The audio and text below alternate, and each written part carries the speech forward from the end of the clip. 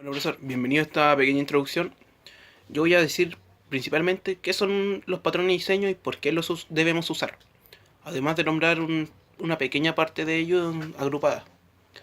Bueno, los patrones de diseño son soluciones para los problemas típicos que no podemos encontrar los programadores cuando desarrollamos aplicaciones. Aunque sean aplicaciones únicas, tendrán parte en común con las demás, como por ejemplo el acceso a los datos, la creación de objetos o la simple operación entre los sistemas.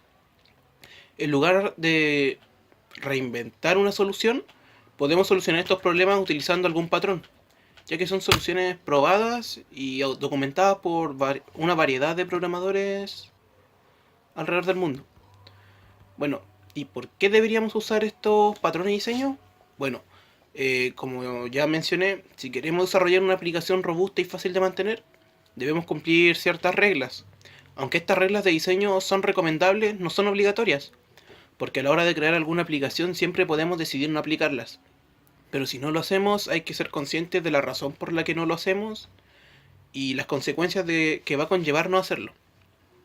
Los patrones de diseño nos ayudan a cumplir muchos de estos principios o reglas de diseño, como la programación en Solid, el control de cohesión, el acoplamiento o la reutilización de código, son algunos de los beneficios que nos pueden conseguir utilizar estos patrones. ¿Qué tipos de patrones existen? Bueno, existen diversas agrupaciones, pero quizá podamos agruparlas solamente en tres, que sería lo más compacto posible, que serían los patrones de creación, que estos son utilizados para instanciar objetos y separar la implementación del cliente de los objetos. Con ellos intentamos separar la lógica de la creación de objetos y encapsularla. También están los patrones de comportamiento, que se utilizan a la hora de definir cómo las clases y los objetos van a interaccionar entre ellos. Y la última sería los patrones estructurales, que al utilizar, en realidad se utilizan para crear clases o los objetos que dentro de ellos sean de una estructura más compleja. Bueno, a continuación vamos a pasar a explicar los patrones o el patrón principal, mejor dicho, de este video. Como dijo mi compañero anteriormente, algunas características del patrón experto son: objetivos. Las clases con responsabilidad experto deben poseer toda la información para ejecutar algo. Así, se logrará mayor cohesión y la información se mantiene encapsulada, disminuyendo el acoplamiento. El objetivo es asignar la responsabilidad al experto en información. Beneficios. Los beneficios que se obtienen al establecer las responsabilidades son: primero, el objeto utiliza su propia información para ejecutar su función. Segundo, se distribuye el comportamiento entre las clases que tienen la información. Y tercero, facilitan el entendimiento y mantención.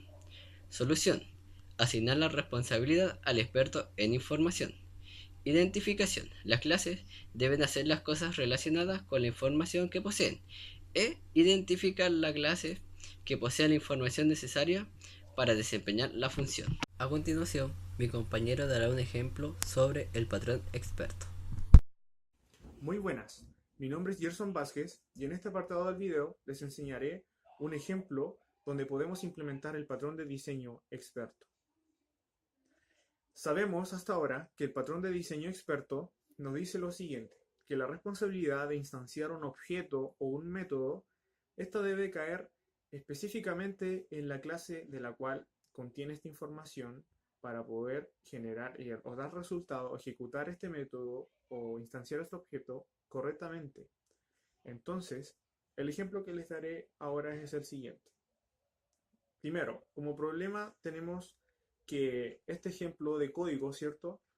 Em, viola este principio, ¿cierto? De lo que nos dice el patrón de diseño experto en información.